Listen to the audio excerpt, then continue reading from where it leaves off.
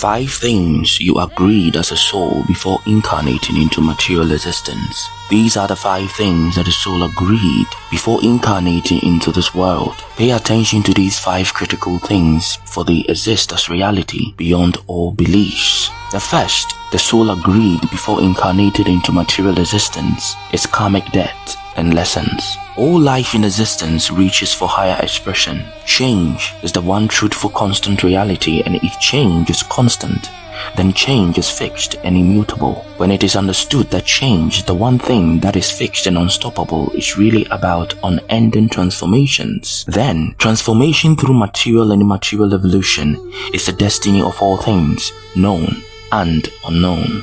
Karma means action. It is through our actions that we exercise our humanity. Action speaks louder than words couldn't be more accurate in this moment. Our thinking, breathing, eating, sleeping, talking, even being idle is action being taken. And since actions can be translated into energy, and energy in its very nature is eternal, we find that our sum total of all our energies through our actions across realities, dimensions and lifetimes have been accumulating in unimaginable layers as part of our combined energies. When the effects of our actions taken in every single moment for many lifetimes are converted into energy, the massive energy either weighs you down, interfering with your smooth transformation towards your higher nature, or this energy will jettison you into higher reality towards your Godhead.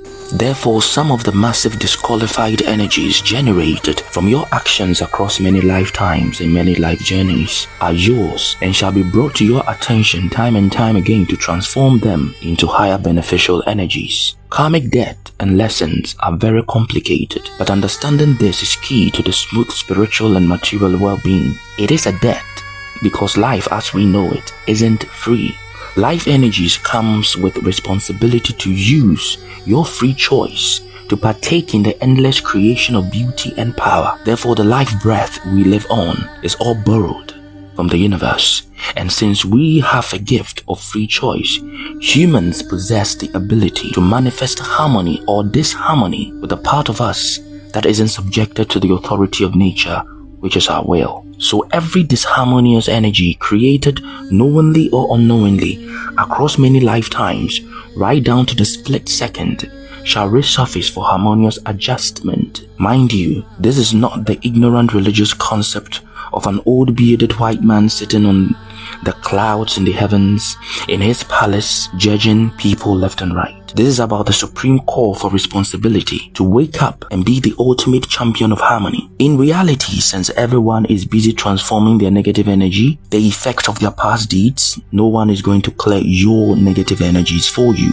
This, when understood, gives us the reality that there is no such thing as the forgiveness of sins, but the responsibility and the deliberate and the conscious transformation of your negative energy into more useful, beneficial energies. 2. Embracing the mysteries of duality. Many spiritual and religious paths have taught this reality as the relationship between good and evil, where these many forces with their own agendas have taught this knowledge, preaching themselves to be the good and others to be the bad, thereby creating what is called the religious politics. A versus B, light versus dark, good versus evil are all propagandas of religious and spiritual and even cosmic politics, set to manipulate humanity to give away their power in support of the agendas of very manipulative unseen forces of our world and beyond. By coming into this world to master duality, you agree to master duality not as good versus evil, God versus the devil, but rather mastering the knowledge of that which draws you closer to and reminds you of your divine cosmic heritage, and that which draws you away from your divinity by creating the reality that you are separate from your divine self. A further more advanced learning of this true duality is also the relationship between the one and the many.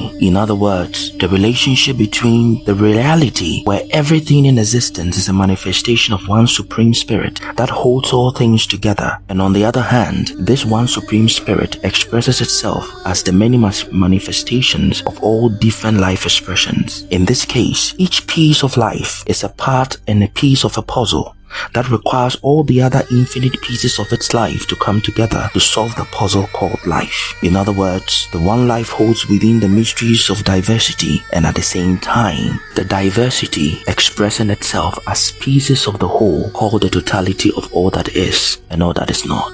Third agreement, genetic bloodlines. If you take the whole of humanity as one giant fabric or cloth, and if you fold the fabric onto itself 8 billion times, 8 billion representing the population of the world, what you get is the individual person. And while you've unfold the individual as the cloth out 8 billion times, what you will get is the whole of humanity. Therefore, all of humanity is contained within the individual, and the individual reflects all of humanity out. From the collective unconscious moving into the subconscious, which is the family bloodline, within the ethnicity, we find that within the subconscious mind constitute all of our family programming of the tribe, language, customs, sacred rites, morality, traditions, rituals, beliefs, laws, ancestral spiritual heritage, knowledge, initiations, contracts, pacts, inheritances, etc. The soul, being well aware of its unique life experiences and the nature of its purpose in incarnation, chooses carefully other souls who would be their parents in this life within the subconscious tribal domain and vice versa. All ancestral contracts and programmings are observed, understood, and are accepted by the incoming soul and deemed best for the soul's achievement of purpose in that particular incarnation. In other words, there is no such thing as an accident incarnation.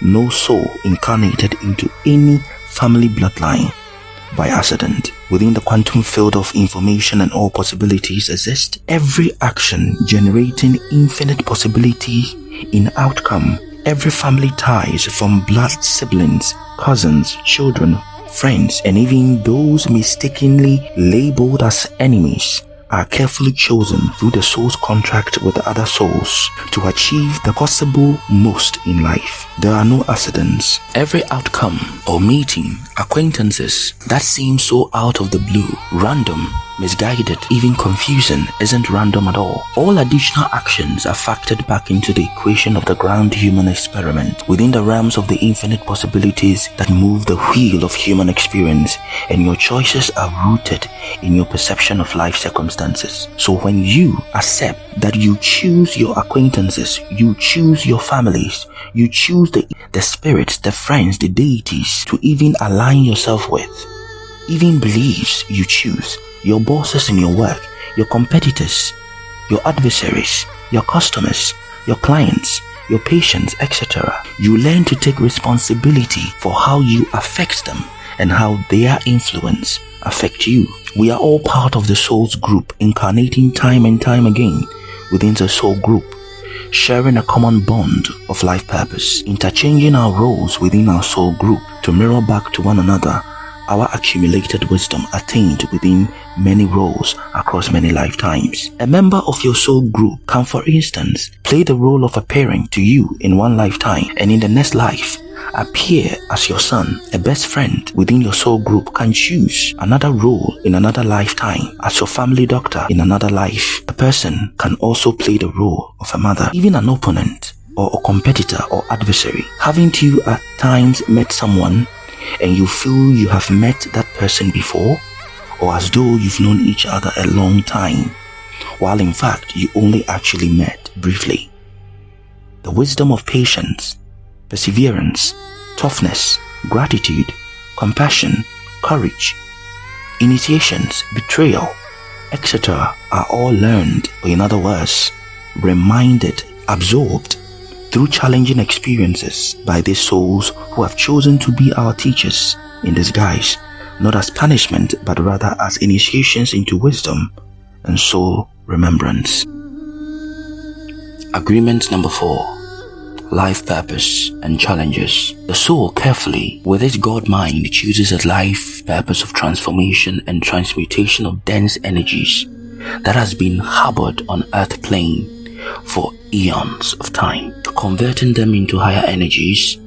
The soul understands that the perception is the door to power and higher consciousness. So the soul seeks to embody wisdom through experiencing different aspects of life energies. Pain is the language of spirit, trying to draw our attention to areas of life that requires change, balance, and transformation. The soul understands this. Suffering, on the other hand, is the inability to decipher the mysteries of pain the universe is trying to teach us. The soul understands this too. The soul, with all of its talent and wisdom, comes courageously into the third density earth to contribute its unique wisdom in the transformation of life on earth and to assist the planet Gaia, Earth, to evolve more gracefully. Ancestral wisdom, coupled with new cosmic and spiritual and scientific technologies of healing the earth, comes into play here, and therefore no one undergoes traumatic or exciting experiences by accident. They are all rooted in purpose. It is crucial to determine what life or spirit is trying to tell us with each passing life experiences. Agreement number 5. Higher consciousness. Everything seeks higher expression. Change is constant, and infinite change is the agenda. The many are one, and the one is many. We really are part and parcel of the whole of life, and by invitation from the Earth Soul, that is Mother Terra Earth, all souls incarnated at this time came to participate in a very important series of transformations that the Earth is going through at this time. The Earth is shedding away all that is useless and disqualified energies in order to move with higher speed into higher dimensions. So there is an important period to incarnate, and this is the time. And the many lifetimes of dense energies generated as a result of lower consciousness, of greed and separation, have the opportunity to be shed away alongside the Earth's transformations. It's a lot like being given a lift by a friend to your destination that would have taken much longer time for you to wait for a taxi. This is the time to shed old beliefs. This is the time to shed lower energies that doesn't serve the higher purpose of life. This is the time to reach towards your inner self and how your inner self embraces nature as a whole and vice versa. This is the time to seek higher consciousness in nature so that consequently, one human at a time, the world and the earth shall smoothly sail into the new age of truth and expansion, where the voice of spirit shall be heard without propaganda. Higher consciousness of self-realization is not just a responsibility but also a fundamental human right. It is the fundamental human spiritual right for you and I to awaken the soul and spirit that we are and pave the way for those who shall come after us. This is the true purpose of incarnating earlier than our children in order to brighten their path to spiritual liberty, away from spiritual stagnation and religious comedy. Spiritual truth, healing, empowerment, enlightenment is a right of all, and the soul knows this purpose. Hence, the importance of awakening to the reality of our collective forgetfulness and igniting the flames of self-realization through our combined ancestral wisdom.